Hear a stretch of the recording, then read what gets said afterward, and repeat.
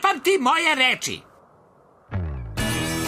Zašto se kaže zapamti moje reči? Sigurno misle slušaj moje reči. Zašto onda ne kažu slušaj moje reči? Nema zaklona, ništa ne vidiš, osim peska, peska, peska i ti i ja. Ej, vidi kako je sunce veliko kada se gleda kroz lupu.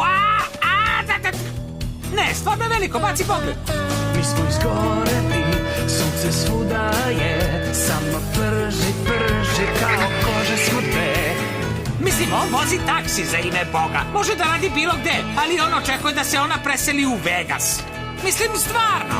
Zvano mala, izgubiše se, neki rekli mi da ovo karma vraća nam se. Hoću da kažem ja da dobar je dan sad za nas. Bio sam siguran da će ruka ponovo da izraste, ali nije.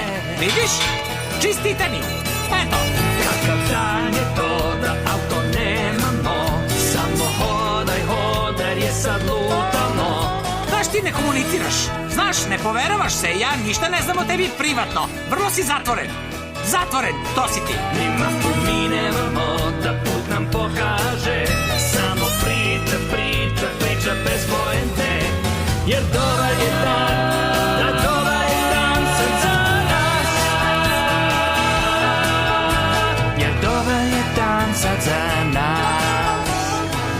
Zato više nikad nisam pipnuo iguanu. Zapravo, to više nije tačno. Jednom kad sam bio